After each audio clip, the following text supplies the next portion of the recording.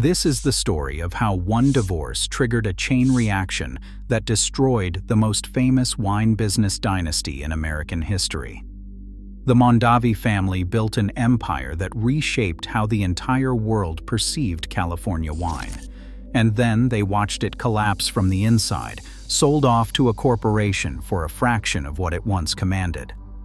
What makes the whole thing stranger is that this family business succession failure played out twice, in 2 consecutive generations, almost beat for beat. It begins with a man named Cesare Mondavi.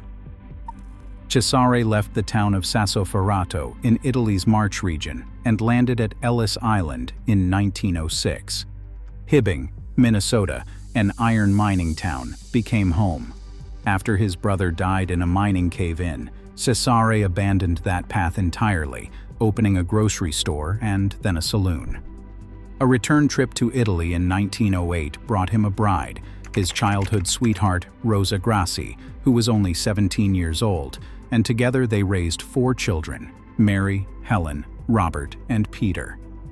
What launched the Mondavi wine story was not ambition or money. It was prohibition.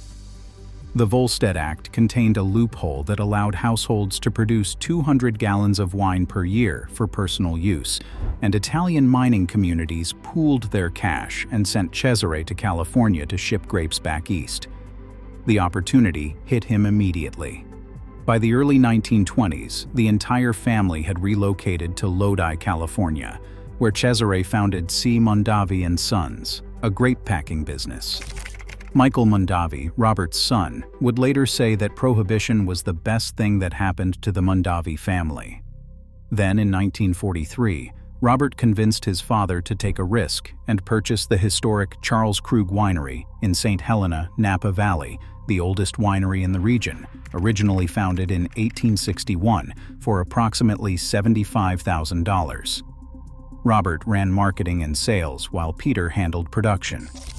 Rosa took over as president after Cesare died in 1959, and the 2 brothers turned Charles Krug into one of Napa Valley's top names, competing against established giants like E. and J. Gallo Winery. Beneath the success, though, 2 completely different temperaments were grinding against each other. Robert operated as the restless visionary, always pushing, always expanding, always spending, while Peter remained the cautious craftsman, conservative, measured, locked in on what stood right in front of him. That kind of tension does not resolve itself. The fracture that created the Robert Mondavi Winery began with a mink coat worth $2,500. In the fall of 1963, Robert and his wife Marjorie received an invitation to a White House dinner, and Robert purchased Marjorie a mink coat at half price, intending to repay the company from his own pocket. The Kennedy assassination on November 22, 1963, postponed the dinner, and the coat festered into a symbol of something deeper. Peter's accusation was that Robert had expensed it, that he had used company money for a personal luxury. At a family gathering in November 1965, those simmering tensions finally boiled over. Robert described it years later in his autobiography, Harvests of Joy. Peter accused him of stealing from the winery. Robert warned him, "Say that again and I'll hit you." Peter repeated the accusation. Robert punched him twice, hard. His own account of it ends with a line that tells you everything. When it was all over, there were no apologies and no handshake. The family closed ranks behind Peter. Rosa and the board pushed Robert into a paid sabbatical, and when he returned, reconciliation was off the table. At age 52, Robert Mondavi found himself exiled from Charles Krug by his own mother. A lawsuit followed that consumed 103 days of trial and dragged on until 1976, ending with Robert receiving approximately $5 million for his stake, plus key Oakville vineyards, including most of the legendary Tequilon vineyard. This pattern matters.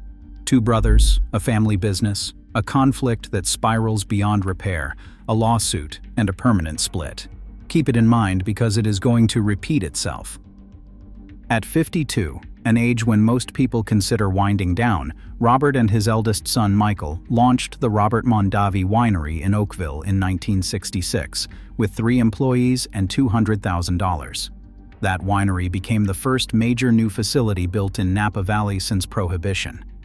At the time, plum trees occupied more Napa acreage than grapevines, and the valley held roughly 12 wineries. September 1966 brought the first crush. A $3 Chenin Blanc came out in 1967 as the first commercial release, and by 1968, Robert had created Fume Blanc, an oak-aged Sauvignon Blanc that jolted the industry.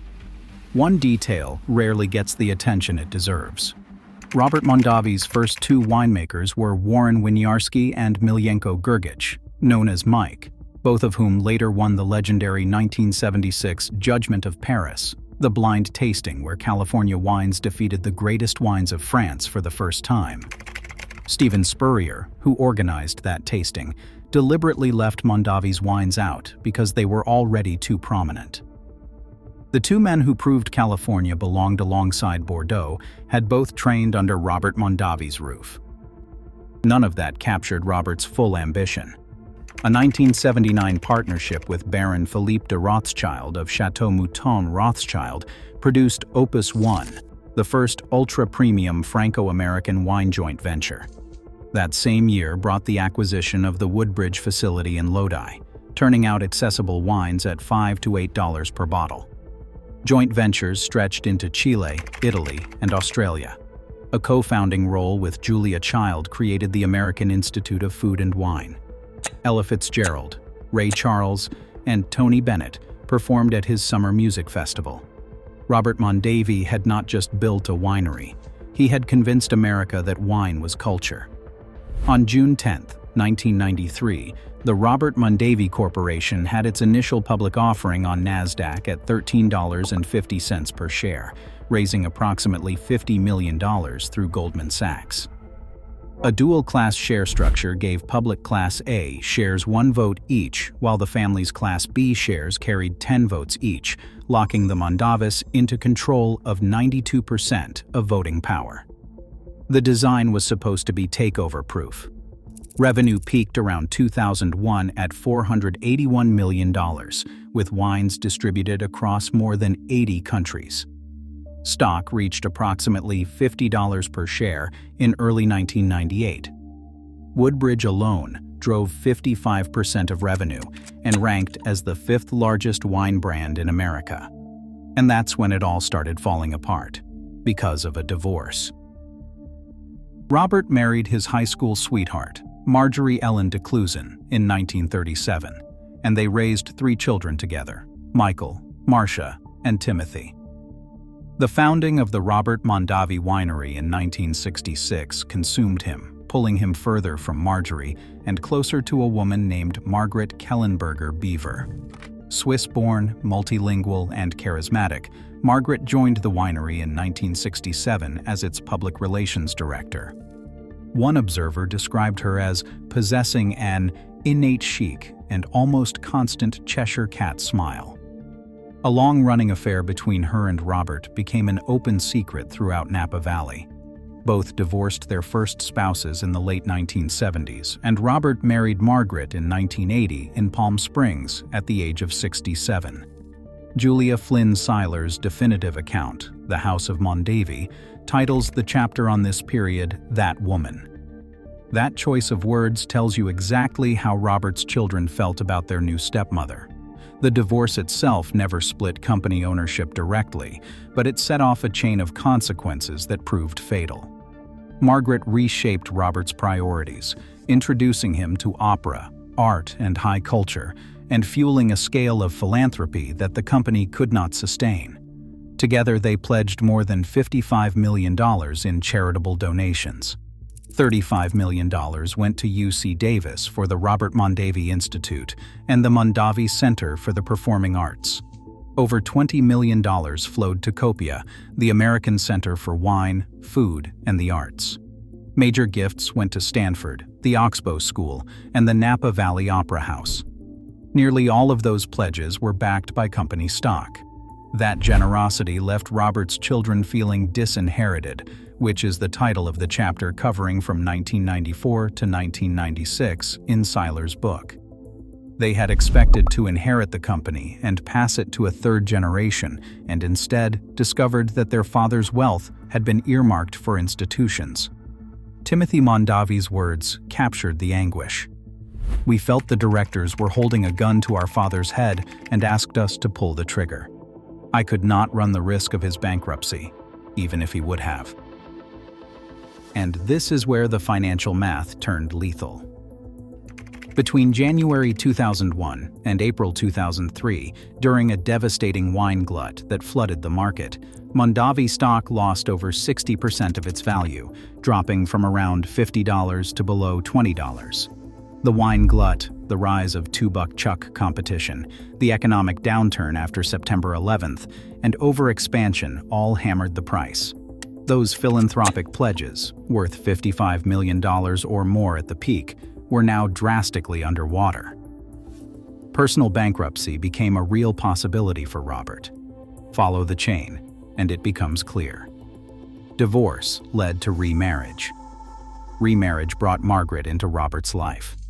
Margaret's influence drove the philanthropy. Stock funded the pledges.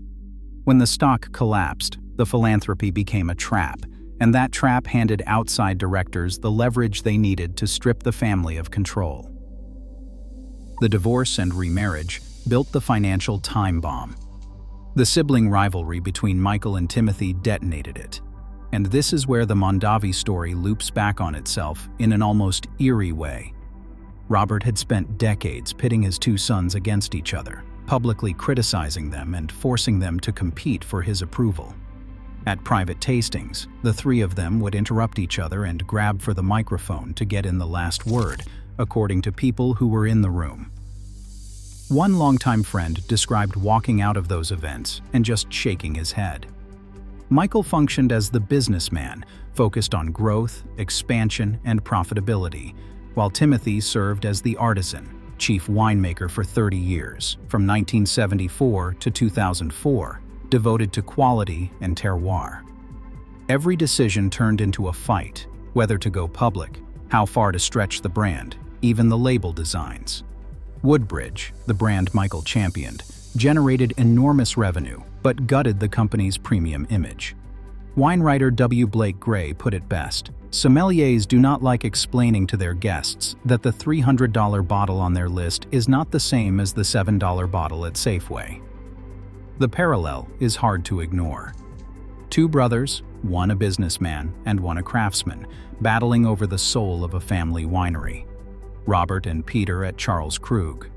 Michael and Timothy at Robert Mondavi Winery. Same dynamics, different decade. Everything accelerated in December 2003 when the board recruited Ted Hall, a former McKinsey consultant, as a new director. By January 2004, the board had executed a full coup, ousting Michael as chairman, with Robert himself voting against his eldest son and installing Hall as the first non-Mondavi to lead the company. Michael described the moment this way: "It was devastating. That was as hard a day emotionally as the day my mother passed away. Shock, disbelief, anger, sorrow, despair." Timothy's demotion to wine grower followed, and he soon left for a sabbatical in Hawaii, where he shaved his head. What cut deepest was that Marcia, their sister, sided with the outside directors against both brothers. Timothy placed part of the blame on post-Enron governance reforms. "We went public in 1993 under one set of rules, and then the rules changed. The Enron scandal took place, and Sarbanes-Oxley came in, and our outside board looked upon us as insiders. Insiders were out." August 2004 brought the final blow, a board proposal to collapse the dual-class share structure, converting the family's supervoting Class B shares into ordinary shares, which would reduce the Mondavis from 85% of voting rights to under 40%. Refusing meant risking Robert's bankruptcy because of those stock-backed philanthropic pledges. The family was cornered. On September 14, 2004, Michael resigned from the company. On October 5th, he walked away from the board.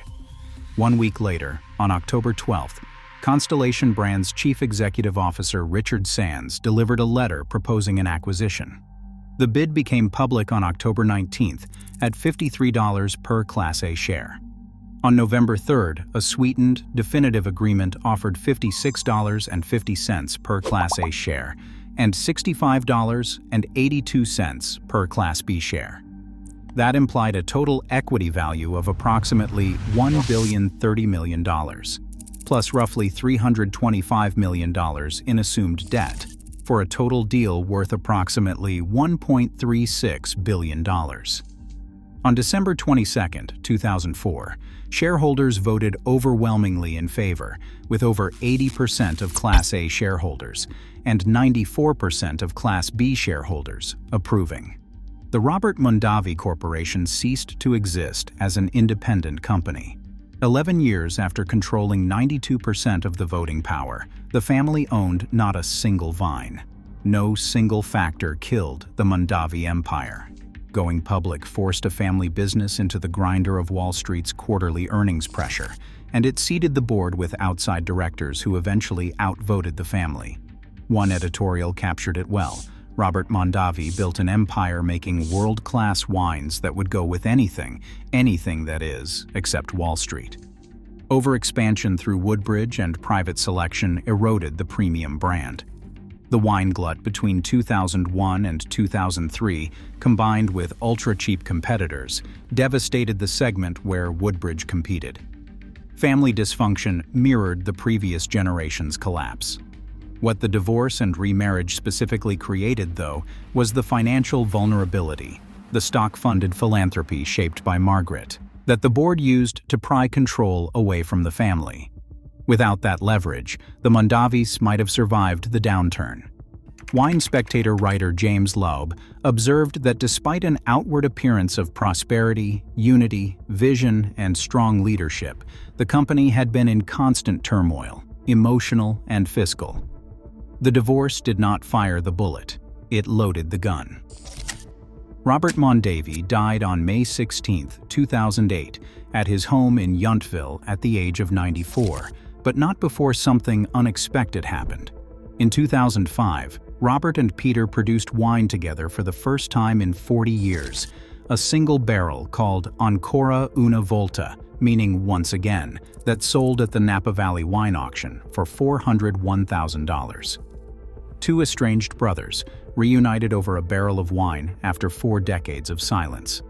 Robert also received France's Legion of Honor in 2005, became the first inductee into the Culinary Institute of America Vintners Hall of Fame in 2006, and entered the California Hall of Fame in 2007. Michael Mondavi started Folio Fine Wine Partners with his family, building a portfolio representing over 39 brands from 19 families across 8 countries. French luxury group EPI acquired a 60% controlling stake in 2020. Michael once posed a question to Italian vintner Vittorio Frescobaldi that carries the weight of the entire story. How is it your family is on its 31st generation and mine cannot get past the second? Timothy Mondavi established Continuum Estate in 2005 on Pritchard Hill, producing a single Bordeaux-style blend from estate vineyards. His reflection on that project captures the full tragedy. Fine wine is not measured in quarters, or even years or decades. It is measured in generations. I will never see a financial return from Continuum. Hopefully, my children will. His son Carlo went on to co-found Monarch Tractor, an autonomous electric tractor company, and his daughter Chiara produces wine at Continuum. Margaret Beaver Mondavi lost her battle with cancer on September 2, 2016, at 91. Peter Mondavi Sr. He passed away on February 20, 2016, at 101 years old, having kept Charles Krug in family hands for over 80 years. His sons Mark and Peter Jr. still operate it today, with a 4th generation now entering the business. Peter's proudest accomplishment, in his own words, never losing control of our family winery. Constellation Brands retained the Robert Mondavi Winery and is currently investing an estimated $200 million in a major renovation of the Oakville estate, with completion targeted for April 2026. Woodbridge and Private Selection went to the wine group in 2025, leaving Constellation with only the premium label. And here sits the supreme irony. Peter, the quiet brother who took 2 punches and got left behind, the one history mostly forgot, preserved his family's winery across 4 generations and counting. Robert, the visionary who transformed American wine and convinced the world that Napa Valley belonged alongside Bordeaux, built something extraordinary and then watched his family tear it apart in the exact same pattern he and Peter had established at Charles Krug a generation earlier. 2 brothers, 2 feuds, 2 generations. Same ending. Divorce alone does not destroy empires. What destroys them is building on family without recognizing that family becomes the fault line. Robert Mondavi changed the wine world, but he could not change his family, and that is what cost him everything. If this story hit home, please subscribe and leave a comment below. I want to hear what you think the real turning point was. The divorce, the initial public offering, the Woodbridge expansion, or something else entirely. I will see you in the next one.